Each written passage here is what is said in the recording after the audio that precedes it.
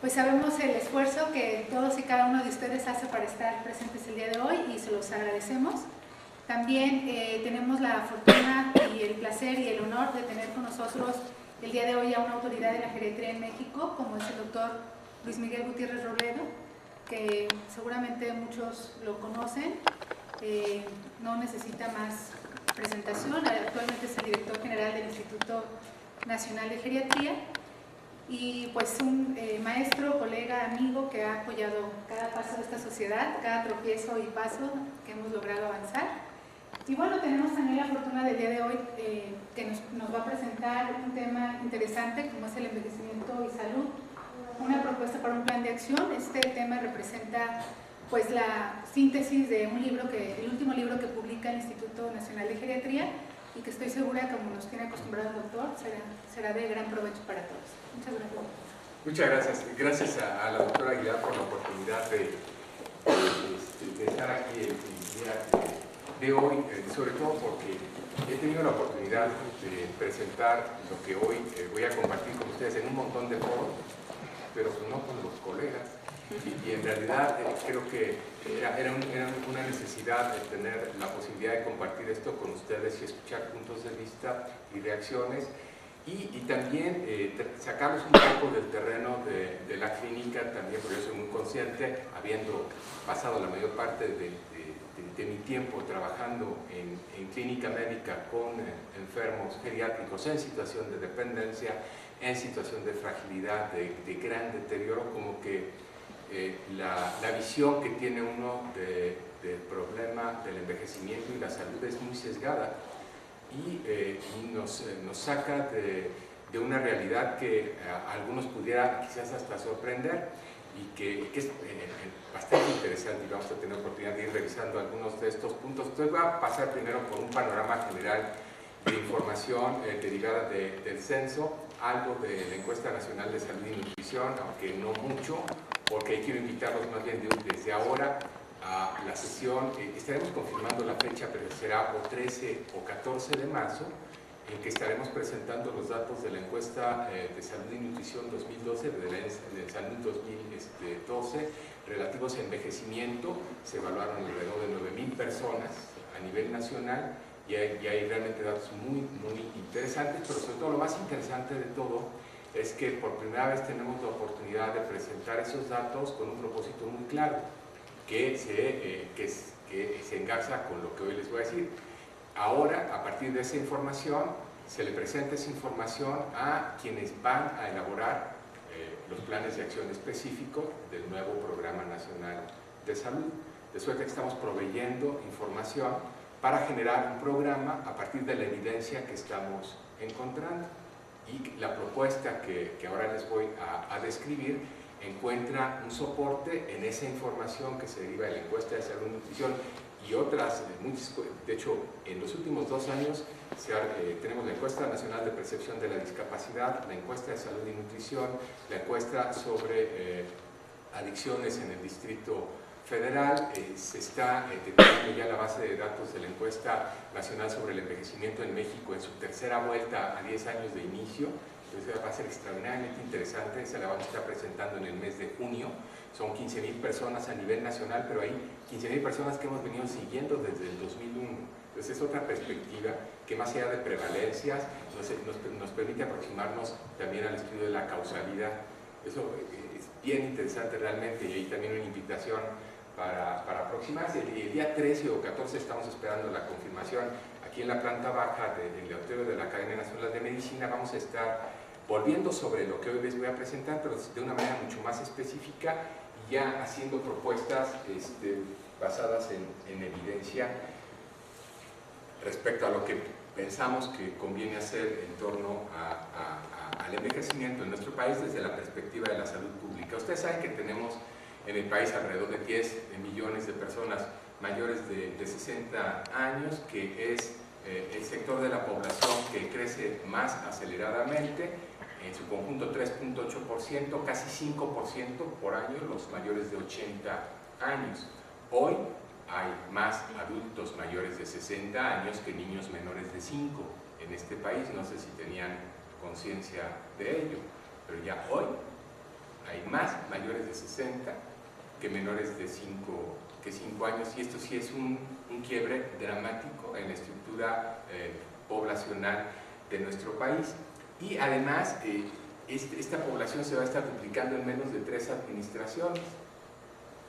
¿Y qué implicaciones tiene esto? Bueno, que por ejemplo, el gobierno entrante tomó la decisión de llevar 70 y más a 65 y más. En términos de dinero, ¿qué representa eso? Duplicar un programa que costaba 15,000 millones de pesos al año, hoy cuesta 30,000 millones de pesos al año, porque en esa franja entre 65 y 70 hay tantos como los de 70 y más. Entonces se duplica de repente, y en una dimensión, ustedes en 500 pesos al mes, ¿qué es? Pues son 30,000 millones de pesos al año para este número de gente. O sea, ya empezamos a hablar de cantidades que verdaderamente rebasan la imaginación para intervenciones que algunos calificarían incluso de cuestionables. Y además, por un lapso de tiempo que no es menor. Sabemos que la gente que empieza a recibir este beneficio va a vivir todavía 20 años, y no sabemos si tenemos asegurados los mecanismos de financiamiento que permitan mantener programas de esta naturaleza en el largo plazo. Es claro que en este momento no los tenemos, eso sí ya es bastante, ya lo sabemos, pero ¿qué vamos a hacer para ser solventes en ese sentido? Pues es parte de la discusión. Ahora, este tema, pues como que ya estamos saliendo un poco del discurso del apocalipsis de los viejos, y la verdad es que pues, es un logro enorme. Hemos duplicado la esperanza de vida de nuestras poblaciones en promedio en los últimos 70 años, y hoy en día viven más viejos de los que han vivido en el resto de la historia del mundo. La mitad de las gentes mayores están en vida hoy en día. Ya así como se democratizó la edad madura desde hace 30, 40 años, que prácticamente todos los nacidos alcanzan en países como el nuestro la edad adulta, hoy en día la inmensa mayoría ya tienen como expectativa la vejez, cosa que tampoco había sucedido jamás en la historia del mundo, y esto ciertamente abre nuevas oportunidades para reinventar la política, nuevos retos también, y siempre en un contexto de dinámica poblacional, no solo de envejecimiento, puesto que hay cambios que permiten la redistribución, el redireccionamiento de recursos que otrora destinados a segmentos más jóvenes de la población, que pueden aplicarse en beneficio de los mayores. Ahora, si el envejecimiento es un tema, lo es porque es generador de dependencia. Si tal no fuera el caso, en realidad no estaríamos aquí preocupados por ello. El verdadero problema del envejecimiento es que genera dependencia desde muchos puntos de vista, desde el punto de vista económico hasta el punto de vista funcional. Y en última instancia, nuestras acciones como profesionales de la geriatría deberían tener, y de hecho creo que tal es el caso, en mente el objetivo fundamental de prevenir la dependencia o de diferirla lo más posible, retrasarla todo lo más que se pueda y limitar sus consecuencias. Ese es verdaderamente el objetivo, pero también cómo vamos a prevenir, cómo vamos a enfrentar algo que ni siquiera estamos midiendo sistemáticamente. Hoy en día, ¿qué proporción de adultos mayores tiene alguna discapacidad en el país? ¿Alguien puede aventurar una cifra? Mayores de 60 años, ¿cuál es la prevalencia de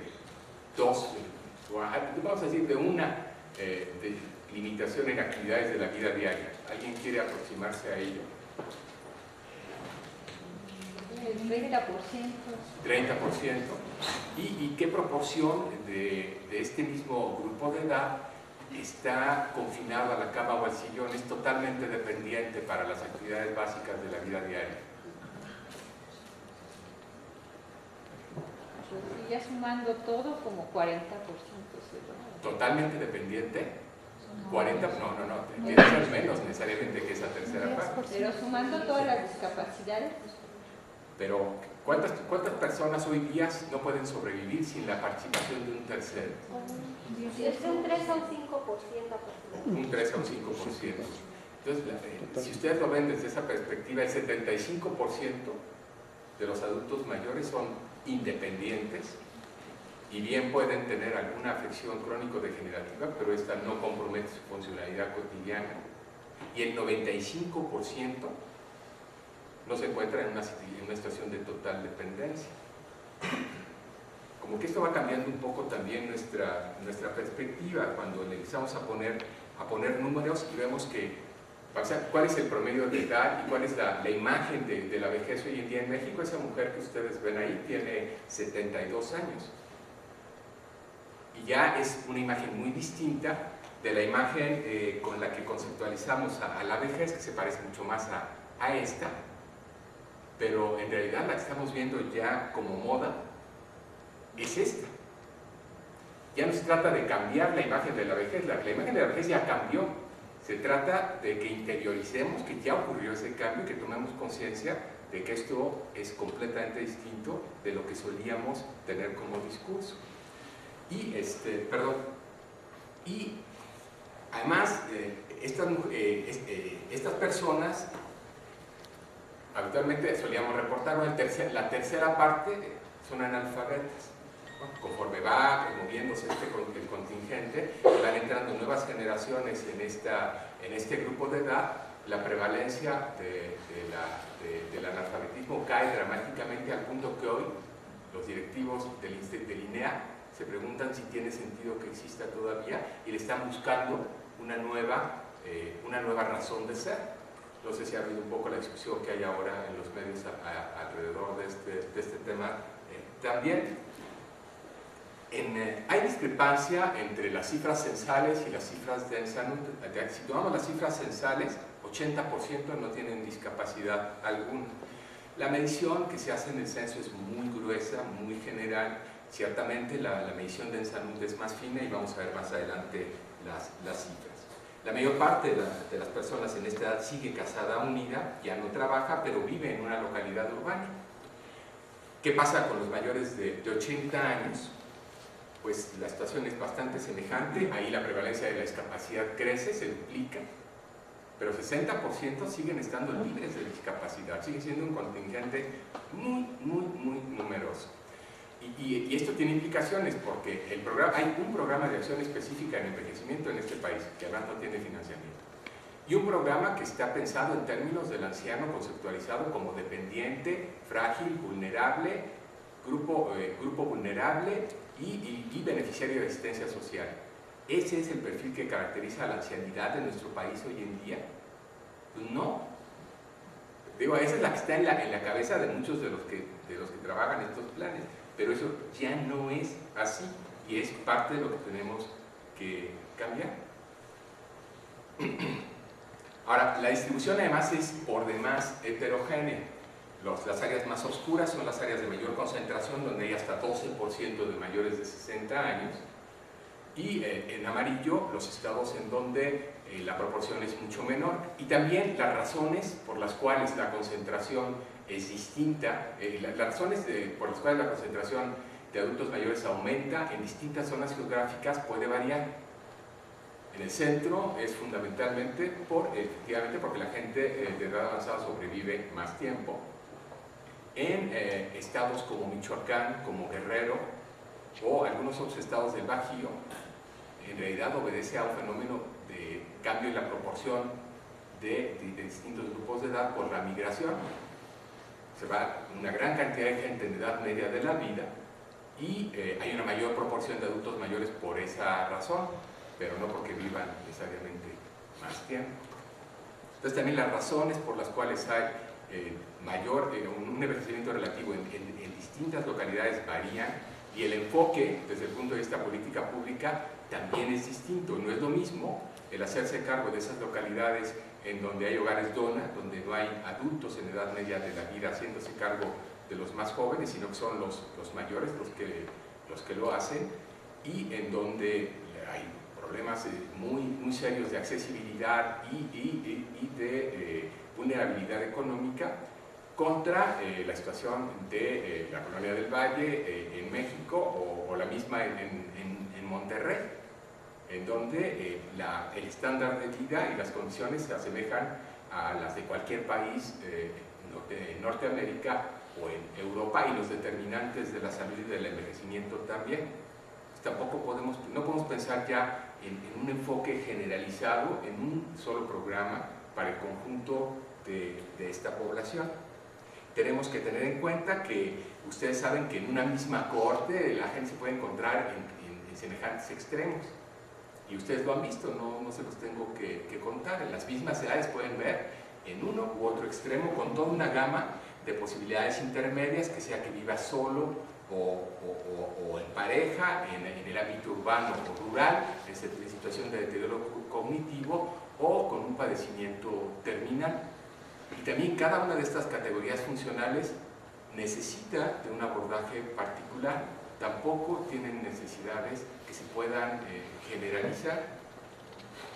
Entonces, hoy en día, ¿quiénes son los adultos mayores? Desde hace muchos años ya se está repensando la definición del envejecer, y esto tiene implicaciones muy fuertes, porque desde mi punto de vista el corte en 70 y más era muy razonable para el programa de CDSOL, y a raíz de lo que vamos a ver a continuación, la esperanza de vida a los 60 años ha venido cambiando a lo largo del último siglo de manera muy acelerada, como ustedes pueden ver ahí, y va a seguir, aunque ya no al ritmo que habíamos predicho. Las últimas proyecciones de CONAPO publicadas el mes pasado revisan a la baja nuestras expectativas de envejecimiento poblacional. No sé si habrán tenido oportunidad de echarles una mirada. El cambio no es muy importante, no es realmente significativo, pero sí hay una revisión a la baja, porque nuestra expectativa de crecimiento en esperanza de vida se está matizando en razón del incremento en la prevalencia de obesidad y diabetes, que son fuertes limitantes del crecimiento de la esperanza de vida para el conjunto de la población. De hecho, son la mayor amenaza para el crecimiento sostenido de la esperanza de vida, y sobre todo de la esperanza de vida en salud.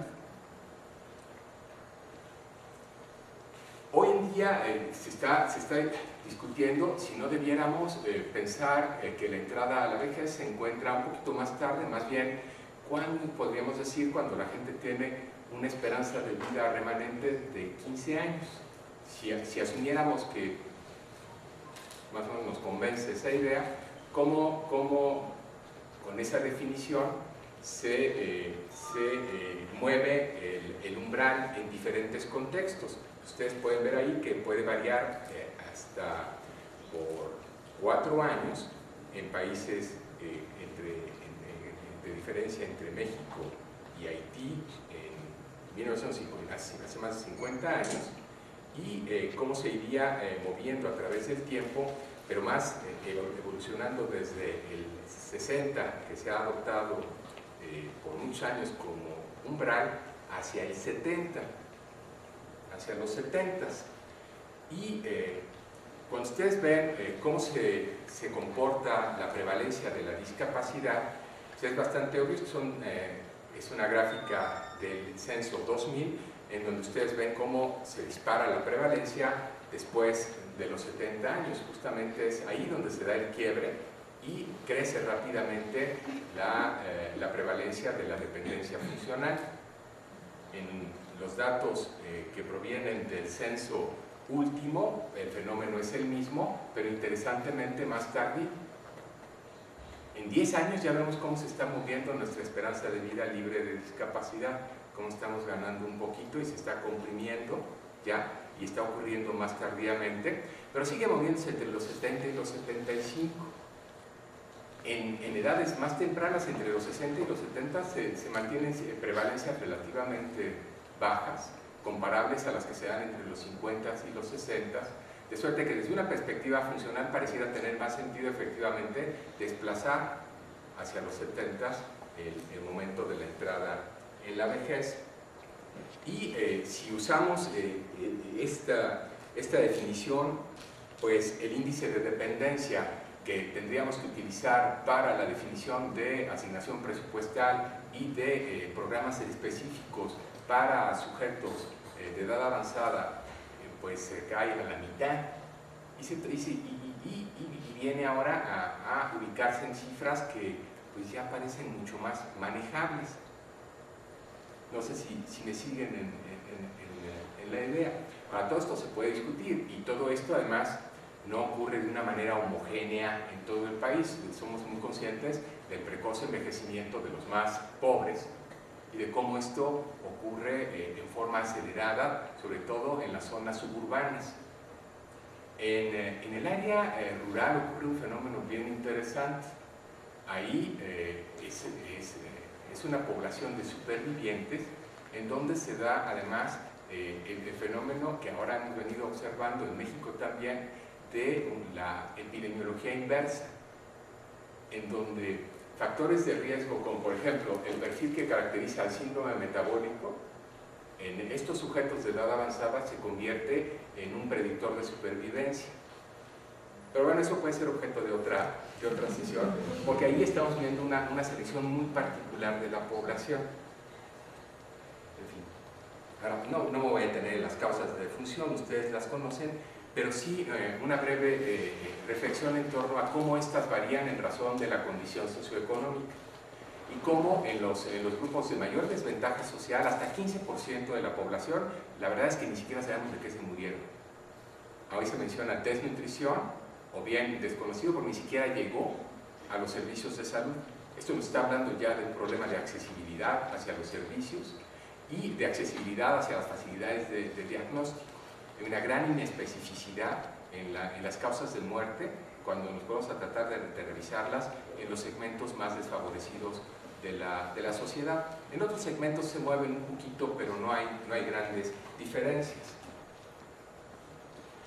La morbilidad, esto no son cohortes sucesivas, esta es la tendencia a través del tiempo, del 1990 al 2005, y es un poco artificiosa porque en parte tiene que ver con reporte, con cómo se ha mejorado nuestro sistema de información en salud, que no tenía un tan buen desempeño en los 90 y que hoy tiene un excelente, el mejor desempeño en Latinoamérica.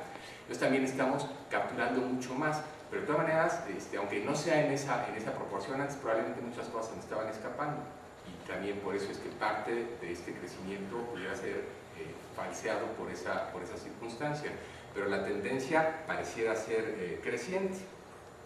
Y dentro de las principales causas de morbilidad, cuando ustedes se asoman al Sistema Nacional de Información en Salud, y cualquiera puede hacerlo y ver en los grupos dinámicos en diferentes poblaciones, en diferentes grupos de edad, en diferentes ámbitos, en público, en privado, cómo se comportan las diferentes causas de egreso hospitalario, se encuentran con que las infecciones respiratorias de vías urinarias y otras menos bien definidas, la úlcera gastritis y duodenitis, la hipertensión arterial y la diabetes se encuentran entre las primeras causas. Y nadie menciona ahí, por ejemplo, las caídas y las fracturas, nadie menciona ahí los estados de delirium o los padecimientos demenciales que condujeron a esas neumonías y a esas infecciones urinarias. Esas las tenemos como que veladas por un aparente conocimiento de lo que está sucediendo, pero sin ver realmente cuál es el fenómeno que está detrás determinándolo, por lo menos en el grupo de edad que nos interesa. Y hoy sabemos que afecciones como la depresión y las caídas son tan comunes como la hipertensión, a partir de información primero de las encuestas SABE y ahora de la Encuesta Nacional de Salud y Nutrición, que por primera vez tiene un módulo dedicado a adulto mayor, que es muy rico y que vamos a compartir con ustedes posteriormente. Además del deterioro cognitivo, por ejemplo, ya de esta encuesta sabemos que 7.9% de las gentes mayores de 60 años tienen un padecimiento demencial, lo cual no es menor, y otro tanto deterioro cognitivo leve, deterioro cognitivo que no llega a integrar el diagnóstico de un síndrome demencial. Estamos hablando de alrededor de un 15% de mayores de 60 años con compromiso cognitivo, lo cual pues, efectivamente no es menor. También publicamos hace un par de años y estamos trabajando ya esto con los datos de la nueva ENSANUD. Esto se publicó con los datos de la ENSANUD 2006 y ahí analizamos el consumo de recursos para la atención hospitalaria en la población de mayores de 60 años, y nos dimos cuenta que efectivamente las familias que tienen adultos mayores en su seno consumen 50% más de recursos destinados a la salud en promedio, y que los adultos mayores tienen desde luego mucho mayor probabilidad de ser hospitalizados, pero que el determinante principal, más que la edad, es la carga de morbilidad crónica acumulada, y que en los adultos mayores sanos el consumo de recursos destinados a la salud es todavía menor que en adultos en edad media de la vida, lo cual tampoco es bueno, porque quiere decir que se están acercando menos a esos servicios, o no sé, no lo sabemos en realidad, estamos tratando de entenderlo. Pero nuevamente, aquí el determinante no es tanto la edad cronológica como la carga de morbilidad acumulada. Y esto también nos está llevando a un gran tema que cada vez merece más atención, que es el de la multimorbilidad. Hemos trabajado mucho para lograr la toma de conciencia alrededor del tema de las enfermedades crónicas y degenerativas en los últimos 25 años. Hemos trabajado mucho en los últimos 6 años, sobre todo, generando un sinnúmero de guías de práctica clínica. Y hoy nos damos cuenta que si frente a nosotros en el consultorio tenemos, como lo vemos todos los días, a un paciente con diabetes, hipertensión, cardiopatía isquémica, enfermedad pulmonar obstructiva crónica, artritis y osteoporosis, tendría que guiarme por 6 guías de práctica clínica, y que si las aplico a la letra, pues ni le va a alcanzar con qué, y a lo mejor en un descuido hasta lo voy a meter en problemas, como lo demostró la doctora Linda Fried en un estudio que publicó en el JAMA hace pues ya casi 10 años al tratar este mismo tema. Entonces aquí topamos con el hecho de que todo este trabajo que hemos venido haciendo parece que no funciona con esta población, porque en el contexto de la multimorbilidad, la priorización, la comprensión de la interacción de las diferentes patologías, el enfoque funcional que persigue predominantemente la mejora de la calidad de vida y la preservación de la funcionalidad por encima de la curación, sobre todo cuando sabemos que en estas edades, la edad es lo que llamamos, la enfermedad es lo que llamamos un estado absorbente. Entras ahí, ya, ahí te quedaste, ahí la vas a ir sobrellevando, pero no te vas a curar. Y esto como que no acaba de permear en la conciencia de nuestros colegas, como tampoco acaba de permear este enfoque funcional. ¿Por qué hacemos las cosas distintas? ¿Por qué en lugar del inventario de los diagnósticos nos sentamos a platicar con el enfermo de qué hace de su día, cuál es su rutina, quién cuida de él, come frío, come caliente, cuándo compra, dónde, cómo interactúa con su medio y qué riesgos enfrenta? Eso no le importa a nuestro colega el otorrino en lo más mínimo, o muy poco en términos de la audición quizás, pero a nosotros nos aporta mucho más información para la toma de decisiones que muchos de los marcadores biológicos. En fin, ahora, por más que yo quisiera atenuar el tema de la dependencia y de la discapacidad y minimizarlo, bueno, más bien no es minimizarlo, es ponerlo en su justa dimensión, porque sí, ciertamente es un problema, y aun cuando no son la totalidad de los adultos mayores, pues ya 20% que fueran, ya es un número significativo, porque estamos hablando de 2 millones de personas. Y los franceses, desde el final de la administración Sarkozy y este año con el compromiso del presidente Hollande de la semana pasada, todavía no se ponen de acuerdo para cómo van a financiar la dependencia funcional. Y ellos tienen alrededor de 1,5 millones de personas en esa situación. Y nosotros tenemos 2. Y a ellos no les alcanza. Si se han tardado en tomar las decisiones es porque no hay suficientes recursos económicos, bueno, por lo menos no para hacerlo como ellos quisieran. Y ustedes saben cuáles son las consecuencias de la discapacidad, esto lo podemos pasar.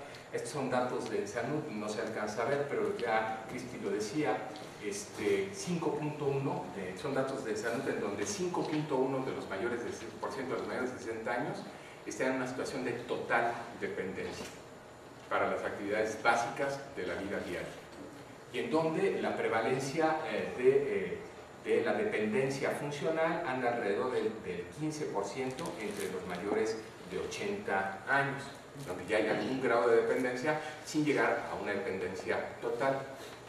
No recuerdo exactamente la definición, aquí está, es la de a sujetos que debido a sus limitaciones requieren de la ayuda de otros. Construimos diferentes definiciones tratando de apegarnos a lo que hemos visto en otros reportes. Ustedes pueden descargar, de hecho, del sitio web de Ensanut. Si ponen Ensanut en el buscador, hay toda una serie de fact sheets, de hojas de datos sencillos, y hay uno específicamente dedicado a la dependencia, donde esto está analizado en detalle y donde aparecen también estos gráficos que lo que ponen en evidencia sobre todo es la influencia de los determinantes sociales, como aquí es el caso de la escolaridad, para determinar la probabilidad de ser o no dependiente. Y cuando lo vemos por quintiles de ingreso, nos encontramos con el mismo fenómeno: menor ingreso, mayor probabilidad de dependencia funcional. Y esto abre una oportunidad muy interesante. Y esto da sentido a programas como 65 y más, que es el lado positivo. Sí, ciertamente, si aseguramos un piso económico de supervivencia y de nutrición adecuada, podemos, por esa vía, mejorar, tener un impacto sobre la capacidad funcional de las personas y sobre la probabilidad de ser dependientes. Y bueno, sabemos cómo se relaciona y cuáles son los principales determinantes. Sabemos que la enfermedad cerebrovascular en particular, la diabetes, en fin, son determinantes. Aquí no insistiré, pero aquí en el panorama de la información epidemiológica en nuestro país todavía no aparece este nombre. El Sistema de Información Nacional de Información en Salud aparece de una manera muy discreta por la forma como reportamos, y en realidad no había sido dimensionado adecuadamente hasta que hasta que nos sacamos en salud. Y bueno, como les digo, estaremos presentando, hemos venido hablando de esta información, pero lo estaremos publicitando mucho más en los próximos meses. Pues estamos hablando de cerca de 700,000 personas. Ahora, en este país enfrentamos un enorme reto a partir del momento en que hemos venido ganando significativamente en términos de esperanza de vida, pero hay una brecha de 10 años todavía al menos entre la esperanza de vida en salud y la esperanza de vida, lo cual quiere decir 10 años bajo la carga de la enfermedad, la discapacidad y la dependencia. Fugaz para algunos, 10 años para otros, 20 años para otros más. Esto se reparte de una manera muy dispar, pero quisiéramos avanzar hacia la compresión de la morbilidad. La desgracia es que hoy día los adultos de entre 30 y 50 años en este país tienen el peor perfil de salud que hayan tenido jamás, y podemos anticipar que esto no se va a contraer, sino que en los próximos 30 años todavía vamos a ver una expansión de la morbilidad que está ocurriendo más temprano y va a tener consecuencias funcionales más graves y más temprano, hasta en tanto logremos contener el incremento de la obesidad y de todas las consecuencias que van aparejadas a la diabetes, la aterosclerosis, el síndrome metabólico, que son muy generadoras de dependencia funcional. Pero ya hoy sabemos que eso es inevitable. Ya, porque ya estamos en vida, eso ya están, porque yo ya rebasé esa edad, entre 30 y 50, que tienen el peor perfil epidemiológico de la historia de este país y que van a contribuir significativamente al incremento de la morbilidad conforme envejezca. Los que vienen por debajo de 30 constituyen nuestro espacio de oportunidad. Y todavía estos que están entre 30 y 50 todavía hay cosas que hacer, digo, no está todo perdido. Sobre todo conforme vamos tomando conciencia, conforme vamos siendo más eficientes en la detección oportuna y en la promoción del apego a las recomendaciones terapéuticas y la mejora en el estilo de vida. Otro conflicto que enfrentamos en la actualidad, además de este panorama que anticipamos, es el hecho de que el sistema en el que operamos está diseñado para contender con la enfermedad aguda, y que cuando se empieza a acumular la morbilidad, cuando se convierte, como les decía, en un estado absorbente la enfermedad y la gente se queda ahí, no sale del estado de enfermo para morirse o para recuperarse, sino que se queda en una situación de enfermedad que necesita de un seguimiento y de una gestión clínica a largo plazo. Y que esto además tiene repercusiones funcionales que generan dependencia. El sistema no está diseñado para eso. Apenas estamos creando un centenar de UNEMs que ya están operando, donde hay un concepto de gestión clínica de la enfermedad, donde hay un abordaje multidisciplinario, donde hay un enfoque un poco más global, donde participa la educación para la salud y donde se da un primer nivel hipertrofiado, un segundo nivel, digamos, comunitario, en donde se da un abordaje mucho más apropiado a esta problemática. Pero un centenar para un país como el nuestro, pues es nada. Esto tiene que ir creciendo, pero es ya un muy buen comienzo. Y estamos comenzando con el desarrollo. Se van a abrir en los próximos meses 8 UNEMs geriátricas en el Estado de México. En el curso de este año, en el Instituto de Geriatría vamos a tener mucho más que una UNEM geriátrica, pero que pretendemos se convierta en un modelo a seguir a finales de este año. Estamos ya iniciando la construcción y estamos empezando a desarrollar un modelo nuevo de unidades de enlace que vinculen la comunidad con el hospital y que nos ayuden en la coordinación de los servicios que actualmente no existen, porque carecemos además de un sistema de cuidados a largo plazo. Simple y sencillamente no lo tenemos. En la Junta de Asistencia Privada en Nuevo León, por ejemplo, tienen 93 instituciones de cuidados de largo plazo que funcionan por la beneficencia, que no tienen un financiamiento ni de desarrollo social ni de salud, sino que funcionan porque hay gente que se preocupa por ello y las han mantenido por décadas o en algunos casos por siglos.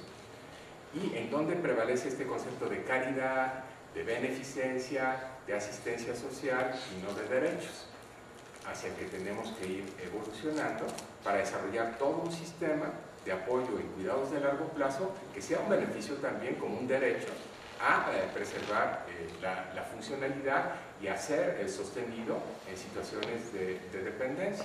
Pero es algo que tenemos que construir empezando por los fondos que permitan solventarlo y preferentemente en el ámbito domiciliario, o sea, adoptar como prioridad el envejecer en casa, tanto como esto sea posible, pero no a toda costa, sino proveyendo los servicios comunitarios que permitan que esto se haga que esto ocurra en buenas condiciones, con seguridad y con una adecuada respuesta a las necesidades que genera la enfermedad y la dependencia tarde o temprano, porque esto ya nos está costando muy caro. Son datos publicados hace ya casi un año por el INEGI que representan lo que se llama críticamente trabajo en las definiciones de INEGI.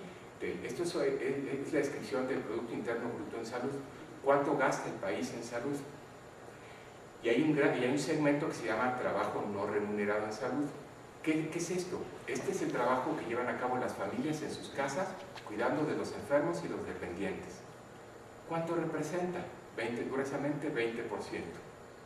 ¿Cuánto cuesta toda la atención hospitalaria del país? Otro 20%. La dependencia ya nos cuesta tanto como el conjunto de la atención hospitalaria. Está saliendo de otra bolsa, está saliendo de la bolsa de las personas. Además, y es parte de lo que está contribuyendo a los gastos catastróficos y al empobrecimiento, parte muy importante que no está tomándose en cuenta, por ejemplo, en el planteamiento del Seguro Popular. Ahí se está pensando en el gasto catastrófico que representa la enfermedad aguda o crónica en algunos casos. Y hay una ceguera absoluta con respecto a la otra mitad del problema. Digo, claro que tenemos que ir por partes, tampoco podemos entrarle a todo al mismo tiempo, porque además no hay dinero que alcance, entonces también ya lo tenemos claro. Y yo creo que la manera como nos van a vender la reforma hacendaria va a ser a través de decir, pues es que este dinero va a venir a financiar estos temas. La seguridad social universal primero en salud y después en temas sociales. Y ya empezamos con temas sociales. El primer paso es la pensión universal, 65 años y más, con una visión de ir escalando, de que es apenas una primera aproximación. Bueno, en todo ese contexto, en 2010, la Academia Nacional de Medicina invitó a un grupo de trabajo, a la Academia Nacional de Cirugía, a la Universidad Nacional Autónoma de México y al Instituto de Geriatría, y nos propusieron, el doctor David Kersenovich, la idea de hacer un diagnóstico, y la academia se haría portavoz de ese diagnóstico. Y dos grupos de trabajo arrancamos en paralelo, un grupo pensando en dos prioridades para el país. Uno, el tema de la obesidad, que ayer se presentó aquí abajo, justamente el libro que trabajamos al mismo tiempo. Ellos lo presentaron ayer, nosotros lo presentamos en mayo pasado. El de obesidad corrió fundamentalmente a cargo del Instituto Nacional de Salud Pública, el de envejecimiento fundamentalmente a cargo del Instituto Nacional de Geriatría. Y este libro ustedes lo pueden descargar, creo que aquí adelante viene la dirección web para que puedan descargarlo libremente. Creo que todo esto ya lo he dicho.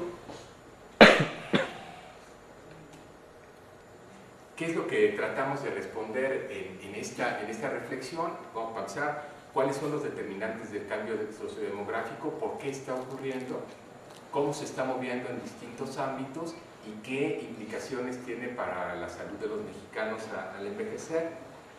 Luego, las personas, cuál es el estado de salud de nuestra gente hoy en día y cuáles son en consecuencia las recomendaciones para actuar a partir de este diagnóstico. Entonces, la invitación, como ya les decía, iniciamos en octubre del 2010, un grupo de trabajo interdisciplinario de la UNAM, con participación de la Facultad de Medicina, de la FES Zaragoza, de la FES Iztacala, del Instituto de Investigaciones Económicas, del Instituto de Investigaciones Sociales, del Instituto de Investigaciones Antropológicas y del Instituto de Investigaciones Jurídicas. Aquí tratamos de partir desde el diagnóstico de la política pública, cómo ha evolucionado la política pública en el tema del envejecimiento en nuestro país, cuál es la legislación vigente y un estudio de legislación comparativa con otros países a cargo de Leoncio Lara, cuáles son las acciones institucionales en curso. Luego, un grupo de trabajo del Instituto Nacional de Geriatría, con geriatras, especialistas en bioética, en nutrición, en política pública, en demografía, en estudios de población, en salud pública, y con la coordinación editorial de dos personas que se dedicaron de tiempo completo a este proyecto, Sandra Luna y Esperanza Uribe. Por parte del Instituto Nacional de Neurología no alcanzamos desgraciadamente a incorporar el capítulo, aunque sí la reflexión y la discusión del tema de las demencias estuvo la doctora Ana Luisa Sosa participando muy activamente, el IMSS a través de la doctora García Peña, el INAPAM con su director Alejandro Orozco, el Colegio de la Frontera Norte con un grupo de demógrafos con Roberto Jama a la cabeza, y la Corporación RAND, que llevó a cabo un análisis detallado de la Encuesta Nacional sobre el Envejecimiento en México, un extracto de recomendaciones que son convergentes con las que hace el conjunto del documento. Entonces tenemos también esta visión exterior de la Corporación RAND, una corporación muy prestigiosa, especializada en análisis destinados a la generación de política pública, que incluimos también.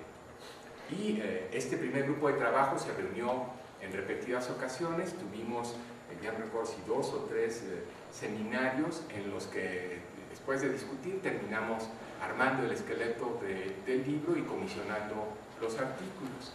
Y 3 personas nos dedicamos a recopilar todos los textos, a extraer lo esencial de cada uno de esos textos y a darle cuerpo al último capítulo y a la tabla de recomendaciones. Y este último capítulo además pasó por otro tamiz. Nos sentamos aquí, bueno, de hecho no aquí en la Academia, sino con el Consejo de Salubridad General, con un equipo de una media docena de colaboradores de David Kersenovich, a leer palabra por palabra el último capítulo y a escuchar la crítica de especialistas y de hecho de gente que está trabajando día a día en la generación de política pública, hasta lograr el destilado de lo que habíamos hecho, que costó sangre, sudor y lágrimas. Fue bastante ardua la discusión, porque prevalecía una visión muy médica y nosotros luchando por introducir una visión más sociomédica del tema, que es, creo, una de las grandes aportaciones que logramos en este documento. Y aquí les decía, la única excepción fue el capítulo Envejecer en México, el capítulo de la Corporación RAND, que ese se elaboró independientemente, forma parte de un reporte mucho más extenso. Se hizo una para una síntesis que publicamos como un capítulo. Y además, ya que todo esto se había trabajado, un grupo de lectores que revisó los textos, hizo correcciones.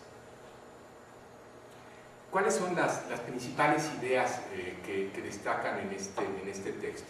Para empezar, ya no hay que hacerse muchas preguntas. El contexto demográfico y epidemiológico, tenemos información de sobra, es más que claro. La dependencia funcional constituye sin duda el verdadero reto. Los determinantes económicos y sociales son clave para entender la vulnerabilidad. La organización actual de nuestro sistema de salud no responde, por decirlo suavemente, responde solo parcialmente a las necesidades de nuestros mayores. Es claro el necesario encuentro del sector médico y el de desarrollo social en un modelo que ya existe en el país, tal es el caso Seguro Popular Oportunidades, y opera de una manera muy eficiente. Envejecer sanos y activos, y aquí es un quiebre fundamental, es un derecho. Así como tenemos ya derecho a la salud constitucionalmente, estamos impulsando la idea de que el derecho a envejecer sanos y activos también tiene que reconocerse específicamente como un derecho, y que la atención del envejecimiento no es cuestión de caridad y beneficencia, es cuestión de satisfacer los derechos de la población. Y tenemos que hacer un énfasis, por una parte, en el gran contingente de la población mexicana hacia la promoción del envejecer sano y activo, y a la par desarrollar un sistema de atención médico-social porque siempre va a haber un segmento que esperamos que cada vez sea menor, de personas de edad avanzada en situación de comorbilidad, de dependencia funcional y de fragilidad, que requieren de un enfoque muy particular para minimizar o diferir las consecuencias de la dependencia. Pero quisiéramos mantener a la mayor parte de la población fuera de ese grupo, pero tenemos que desarrollar un sistema que pueda contender eficazmente con ese grupo de la población en particular, paralelamente. Entonces decía, tenemos que cambiar esa concepción tradicional de que envejecer implica pasividad, aislamiento y dependencia, poner acento en la autonomía, y así como hoy en día en política pública, en la que a ustedes se les ocurra, se habla de perspectiva de género, comenzar a hablar de la perspectiva de edad también, y que cada vez que se genera alguna acción en política pública se reflexione y se tome en cuenta qué consecuencias tiene esta nueva política desde la perspectiva de las diferentes etapas de la vida, no solo en la vejez, sino en una perspectiva de curso de vida. Y una acción interinstitucional donde convergen, y aquí hay un logro muy concreto que sobre el cual voy a volver más adelante, el sector salud y el sector social. Y la gobernanza, esto es la capacidad efectiva de actuar de nuestras instituciones. ¿Cuál es la capacidad efectiva de actuar del INAPAM hoy en día? Creo que podríamos decir muchas cosas, pero que todas expresarían que hay limitaciones serias para su operación y oportunidades enormes para que un organismo que está actualmente destinado a la generación de una política pública, a la coordinación de la misma y a su vigilancia pudiera realmente actuar.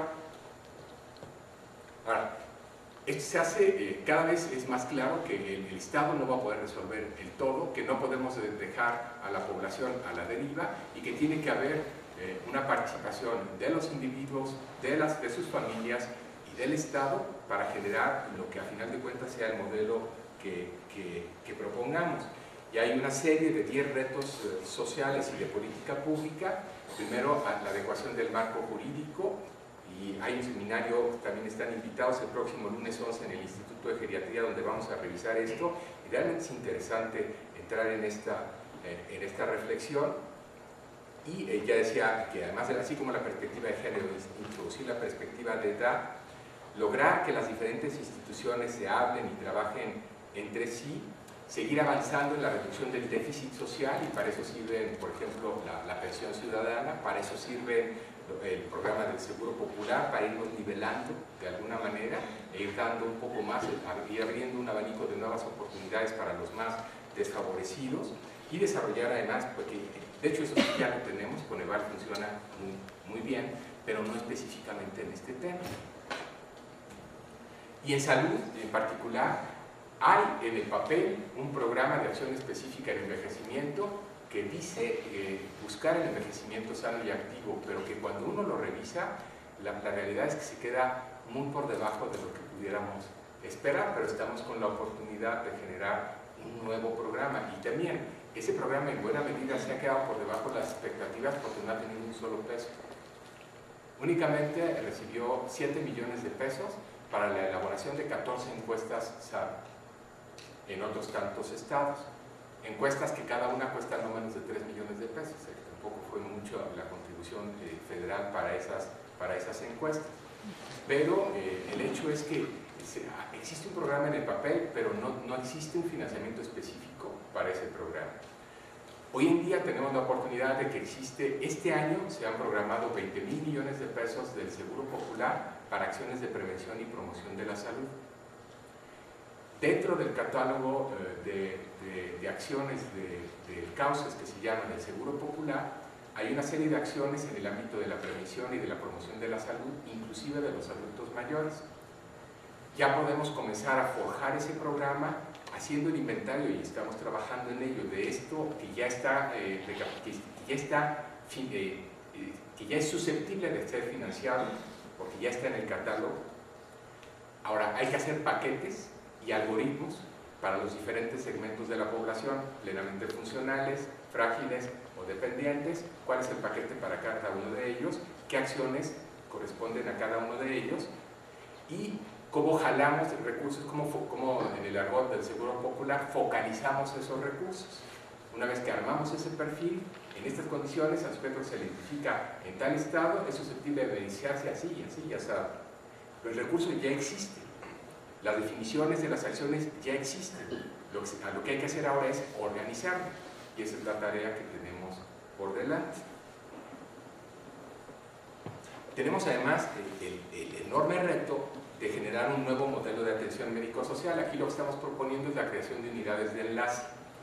El desarrollo del concepto de la geriatría de enlace, que tampoco lo estamos inventando. Ustedes habrán visto los reportes irlandeses, en particular de geriatría de enlace, o si no, échenles una miradita, realmente son muy interesantes. Y cómo ellos están arrancando también de una manera muy semejante a la nuestra, generando equipos móviles que inician. Pues no es nada nuevo, así empezamos en nutrición también, y así llegamos muchos años después. Esperamos que no pasen 20 años ahora para generar departamentos, pero la idea es comenzar con semillas que permitan ir generando gradualmente departamentos al interior de hospitales de segundo y tercer nivel, pero a la par generar unidades de enlace comunitarias, y esa es la famosa UNEM geriátrica, cuya conceptualización estamos todavía desarrollando. Luego, el reto de formar en el muy corto plazo y capacitar a los profesionales necesarios. Aquí hemos topado con grandes dificultades. Este año ya las libramos nuevamente, queremos poder librarlas para el año siguiente, y tenemos ya una definición y un acuerdo de un programa de geriatría de 4 años con un programa de formación de líderes de liderazgo académico por parte del Instituto de Geriatría. A partir de agosto de este año comenzamos con el reclutamiento para un programa complementario para quienes terminen la residencia de 4 años de geriatría, que en este caso serán todavía muchos que estarán terminando 5 o 6 años en su mayoría, que ya pudieran vincularse con el Instituto de Geriatría en un programa que va a ser o bien de maestría o bien doctorado de entrada directa, en el cual puedan tomar la orientación docencia, administración de servicios de salud o investigación. Serían las 3 orientaciones. Lo que buscamos es que los egresados de esos primeros 4 años sigan teniendo 6 años de formación, pero ahora con 2 años orientados a la formación de líderes académicos, docentes, investigadores y administradores, jefes de departamento. Es a lo que queremos llegar. Y esta iniciativa comienza en agosto de este año, el reclutamiento. Eso en el ámbito de los médicos. Habría mucho más que decir en otros espacios que estamos también desarrollando. Y tenemos que trabajar en mecanismos de enlace y desarrollando modelos que nos den alternativas a la hospitalización eficientes y avanzar en la demostración de la evidencia que nos permita generar la conciencia de que hay que financiar. Entonces tenemos datos, primero de la problemática y luego de que podemos enfrentar esa problemática de una manera eficiente y que lo que se invierta va a redituar. Aquí es una bronca, porque sabemos que siempre muchas gentes lo verán como un pozo sin fondo. ¿Es costoso? Sí. ¿Tiene beneficios en los términos que estamos acostumbrados a medir en salud pública hoy en día? Cuestionables. Mejoramos en calidad de vida, mejoramos en capacidad funcional, eso es indudable.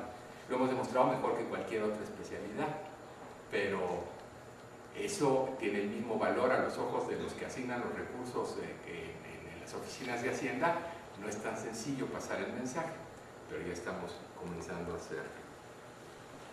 Ahora, hay una serie de principios básicos y aquí tampoco creamos nada nuevo. Aquí sí decidimos plegarnos básicamente a los principios del relator de las Naciones Unidas que publicó en septiembre del 2011 para mejorar, para la prevención de la discapacidad y la promoción de la salud entre los adultos mayores con pequeños giros que se adaptan un poco mejor a nuestro contexto, pero no voy a detenerme a ello.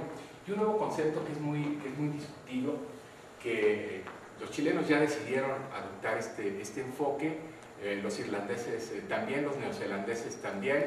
La Organización Mundial de la Salud no le gusta el concepto porque quien no envejece bien es que es culpa de él. No, y como que un poco pudiera estar llevándonos a esa idea el concepto del envejecimiento positivo.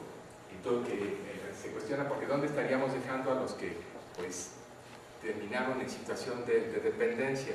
Pero la idea en el fondo es que la esencia de esta perspectiva es que no se limita a solucionar los problemas de salud, sino que tiene como objetivo clave, central, fundamental, la prevención de la dependencia.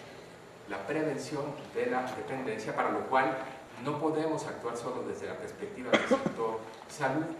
Y tenemos que trabajar también en el nivel de la calidad de vida, buscando ofrecer un bienestar subjetivo, aunque esto pudiera parecer tramposo, pero la realidad es que ese bienestar se vive como tal, aún en condiciones de discapacidad, en muchos casos. Y aquí pues nos enfrentamos a dos alternativas.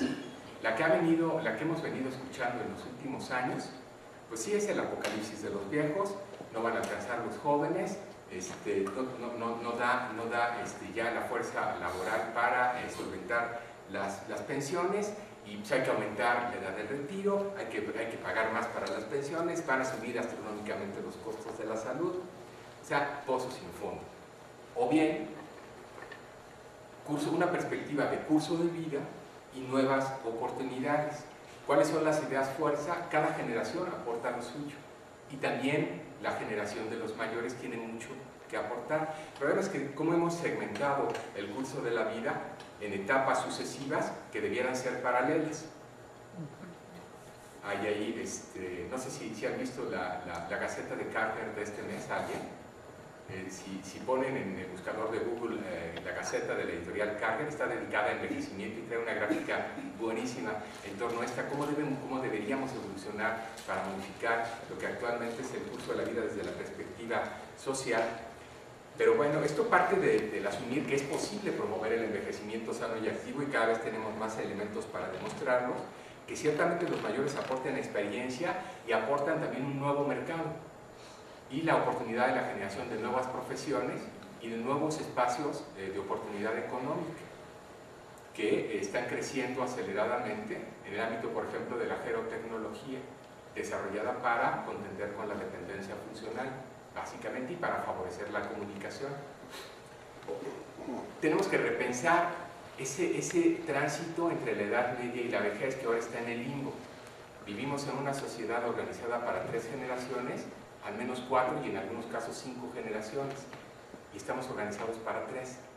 Y nos estamos quedando en el limbo los que estamos entre los 50 y los 70. Y cómo puede la sociedad en un momento dado dar cabida todavía a una nueva conceptualización del retiro donde convivan trabajadores jóvenes y viejos. Cómo vivir más y mejor, abordando eficazmente, previniendo la dependencia relativa a las enfermedades crónicas no transmisibles, auxiliándonos de la innovación tecnológica, desarrollando un modelo de atención médico-social, y cómo favorecer que haya un mayor número de personas mayores autónomas y productivas conforme envejecen. Y productivas no solamente, no me refiero en términos económicos, hay muchas más bienes que nuestros mayores pueden aportar a la sociedad. Y para cerrar, ya no voy a mostrarles sino esta imagen y dos imágenes más de conclusiones. Son 5 líneas de acción en las cuales no voy a detenerme porque pues, quisiera que las lean ustedes. El texto está al alcance de todos ustedes, lo pueden descargar hoy mismo en la dirección que aparece a continuación. Es www, es el sitio web de geriatría, pero no está en el área de publicaciones, sino está en una diagonal descargas, diagonal envejecimiento y salud PDF. No lo van a encontrar en las publicaciones, sino que tienen que pegar la dirección completa. Es la dirección del sitio web del instituto, diagonal descargas, diagonal envejecimiento y salud.pdf. Pero bueno, muy rápidamente vuelvo aquí, quizás sí, nada más para insistir, adecuar los servicios de salud a las nuevas necesidades de los adultos mayores. Determinamos de qué manera, en qué tiempos, con qué indicadores, formar y capacitar a las personas necesarias para satisfacer estas nuevas necesidades, generar nuevos indicadores en el Sistema Nacional de Información en Salud, generar un mecanismo de coordinación médico-social intersectorial. Este ya existe, se creó el año pasado y es el Comité de Coordinación del Programa 70 y más, hoy 65 y más, en donde participa la Secretaría de Desarrollo Social, la Secretaría de Hacienda y la Secretaría de Salud. Y como consultores, el Instituto Nacional de Geriatría. De manera que ahí tenemos un espacio ya de coordinación en donde es posible. De hecho, la idea de crear esa coordinación viene del desarrollo social con el propósito de generar una política pública en envejecimiento para México.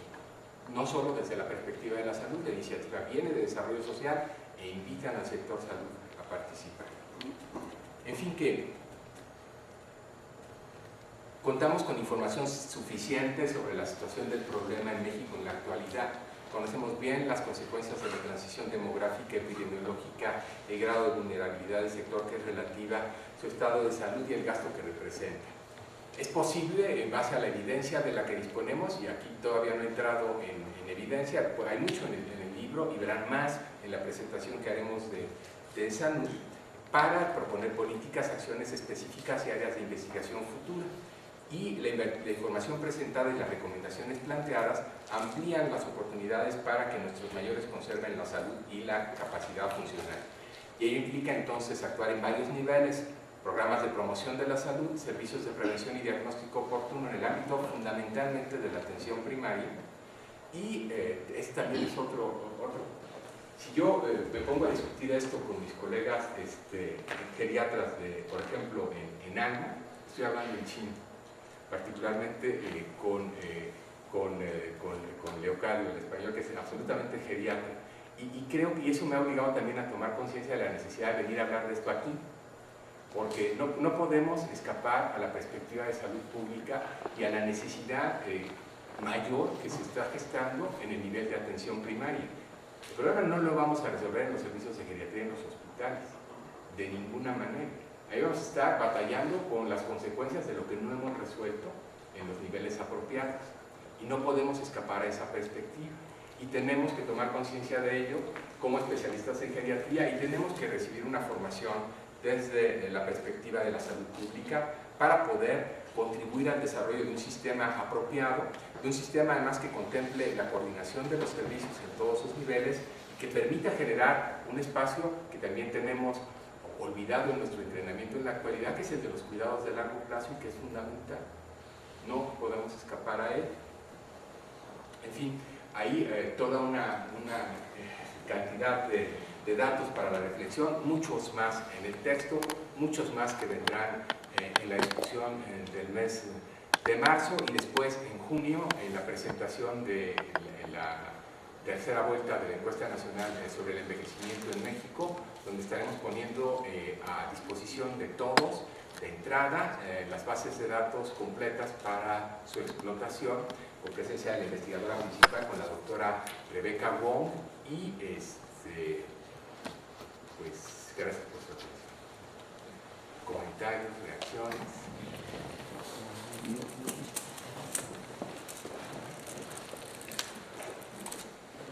De hecho, yo nada más quisiera comentar, el otro día está viendo, y no recuerdo bien, pero cómo lo que tú mencionas aquí que se está haciendo en México, en Europa, cómo ahorita está viendo varios artículos que vi mucho bombardeo de información en cuanto a preocupación del envejecimiento activo. Es lo único que te puedo decir. Sí, de hecho, el año pasado fue el año del envejecimiento activo para Europa, y ciertamente se generó muchísima información alrededor del tema. Se presentó un libro blanco en España que es muy interesante y propuestas que ya dan fe de los avances que hay en la demostración de la factibilidad.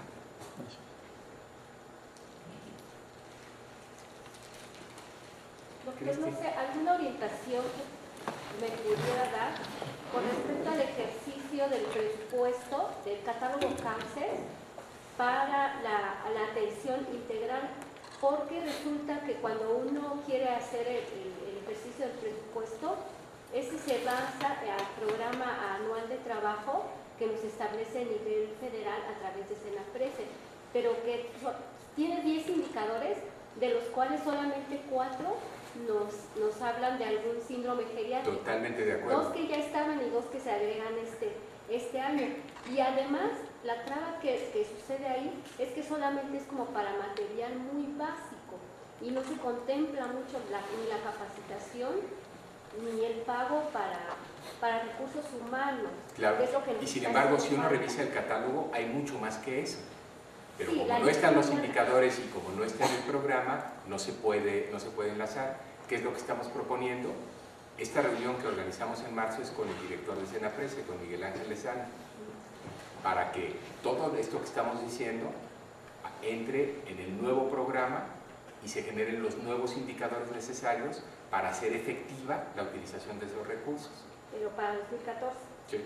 Sí, no, porque Porque aparte ahorita bueno, aquí trabajamos, ahorita estamos pensando lo que vamos a hacer el año que entra. Sí, porque nos quedarían entonces después solamente 5 años de esta administración, porque para 2013 se abrió hoy y se cierra en 2 o 3 semanas. Así es, totalmente consciente de ello. No, sí, y todavía habrá que ver, porque se hace un planteamiento y hay que ver qué es lo que Senaprece recoge. Entonces, nosotros no tomamos esas decisiones. Nosotros desde el instituto proponemos, de hecho ya tenemos bastante esquematizado cuál es la propuesta, pero falta ver también que son decisiones pues, que escapan a nuestro control. Ahora no sé si el caminito pudiera ser a lo mejor a través de investigación, que hay un rubro o de capacitación para que a través de trabajos de maestría o de doctorado se pudiera meter como programa y jalar de ahí ese presupuesto, que es eso es lo que se hizo durante 6 años y es un fracaso absoluto, rotundo. No se puede trabajar así. Tiene que reconocerse como un programa con el mismo valor que el resto de los programas y financiarse de la misma manera. Mientras eso no suceda, vamos a estar limosneando. No podemos adoptar esa perspectiva. Que tenemos que trabajar pues sí, lo entiendo, y tenemos que hacer avanzar el tema. Bueno, la manera de hacerlo es dedicando esos recursos de investigación y la generación de evidencia que empuje a la toma de decisiones para asignar recursos orientarlos con esa perspectiva. Y bueno, todo lo que se pueda asignar para formación de recursos humanos, pues por supuesto que es útil y que podemos capitalizarlo también con este propósito. Eso, desde luego que sí. Pero ciertamente, todo lo que, la tarea de persuasión en la dirección de Seguro Popular ya se hizo. Ahí ya no hay que convencer a nadie. Hay que convencer a los que creen saber cómo hacer las cosas con evidencia. Y ahora, ¿cómo se puede sacar la parte de envejecimiento, de atención al adulto mayor? Porque está ligada o está inmersa en lo que es crónico-degenerativa. Sí, también tenemos que diferenciarlo porque para Senaprece, envejecimiento es igual a diabetes, hipertensión y cirrosis. Dios mío, no. Y un plan de acción en demencias es generar un cuestionario y distribuirlo en todos los estados y ahí a ver qué hacen con él. Y no sabes si meterlo en el expediente o... No hay un plan coherente, o sea, todo eso se tiene que articular y todo eso tiene que generar su propio espacio. Tenemos que contribuir a generar ese espacio. Eso sí es tarea nuestra. Eso sí es tarea del instituto y tarea de todos nosotros. Y aquí, tarea de todos nosotros realmente, si ustedes ven, por ejemplo, el caso de la Sociedad Británica de Geriatría, en menor medida el caso de la Sociedad Española o de la Sociedad Norteamericana. ¿Qué rol juegan ellos frente a la generación de política pública y el desarrollo de este tipo de programas?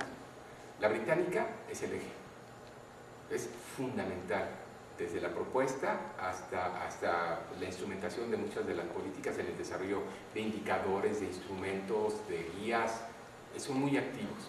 Ustedes lo pueden ver claramente en la actividad del sitio web. Los españoles están entrando en esa dinámica, generando documentos de posición, haciendo propuestas muy específicas para el programa de prevención de la dependencia, por ejemplo, y tienen diferentes acciones de esa índole. Los norteamericanos son mucho más puntuales y mucho más acotados al espacio médico, y más a la medicina interna geriátrica, diría yo, casi acotados. Y aquí tenemos la oportunidad de capitalizar el conocimiento de todos ustedes también, que pudiera contribuir en los programas de formación, en la generación de las guías de práctica clínica, en la discusión para el desarrollo de lo que habrá de ser el modelo de atención en grupos de trabajo. Entonces ahí hay una asociación muy interesante, que es una vinculación fundamental que se tiene que dar entre la asociación y las entidades donde se están generando las políticas y los programas para hacerlos progresar. Pero pues habrá una relación de mutuo fortalecimiento, de mutuo empoderamiento de las instituciones hacia la sociedad y viceversa. Creo que ahí hay una oportunidad también que tenemos que capitalizar. ¿Y de qué manera pudiéramos participar? Yo hablo por primer nivel de atención, para que se puedan exponer estas necesidades y hacer proposiciones para que se incluya. Ahorita nos detuvimos porque queremos llegar a este hito de marzo y después al de junio, antes de ir a la propuesta del modelo. La idea que propusimos de hacernos cargo de la jurisdicción, ahí está, pero en este momento no tenemos la capacidad. Tenemos ya el recurso económico, tenemos ya el proyecto arquitectónico y estamos luchando por el personal necesario para hacer operar la unidad en los primeros meses del próximo año. Con esa unidad operando ya podemos comenzar a trabajar directamente con el nivel primario, desarrollando el modelo en Magdalena Contreras. Esa es la idea. Pero no podemos hacerlo en este momento. No conviene entrar en este momento con un compromiso que no podemos honrar. Quiero esperar a que tengamos ya construido y asegurado el personal necesario y entre tanto trabajar en el diagnóstico comunitario con los estudiantes del programa de maestría. ¿Y la idea sería replicar después ese? ¿Vale? La idea sería replicar después ese La idea es que el programa que generemos ahí sea el modelo a seguir. ¿Y cómo lo van a medir, doctor, respecto a su eficacia, su eficiencia? Porque cuando implementas algo, bueno, siempre te piden una variable. Ahí hay diferentes maneras de hacerlo, pero los indicadores tradicionales desde luego se tienen que aplicar, pero tenemos que incorporar también indicadores de calidad de vida y de capacidad funcional, y también los hay. Y tenemos que ser muy, muy cuidadosos también en la evaluación del costo-beneficio y en la demostración. Y tenemos que generar programas además que sean rentables. O sea, no podemos dedicar un equipo de 60 médicos a circular por las calles de la ciudad todos los días. Pues que es carísimo. Sí podríamos mover promotores que después informan a enfermeras, que después visitan, que se complementan con trabajo social, y a veces va el médico o reúne esa información y coordina, o a distancia puede estar presente en el domicilio, de una manera más costo eficiente.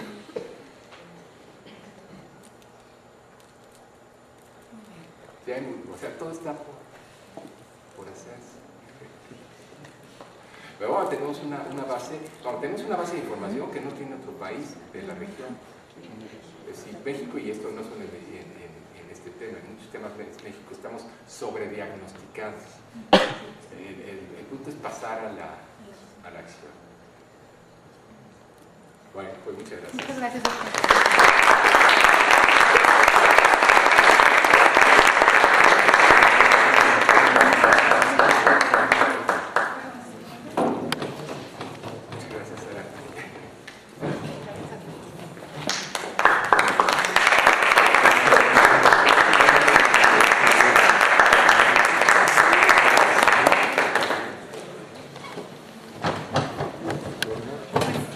Gracias por su asistencia nuevamente. Avisos, quizás ahorita me gustaría más que decirles lo que se va a hacer, ya aterrizar las propuestas que estamos tratando de aterrizar, incluyendo la página de la sociedad. La ventaja de tener la videograbación de las sesiones, que se puedan seguir consultando por este camino. El acceso va a ser de acuerdo al registro de socio activo. Se les va a estar asignando su password para que puedan entrar a la página y que puedan tener acceso a todas las presentaciones pasadas y a las que se van a empezar a generar. Y pues pedirles la nutrición de esta página por medio de artículos o textos que quieran recomendar para los socios. Y pues ya tendremos, seguiremos dando la información a través del Facebook y a través de la página de las diferentes actividades de la sociedad. Muchas gracias, Manuel.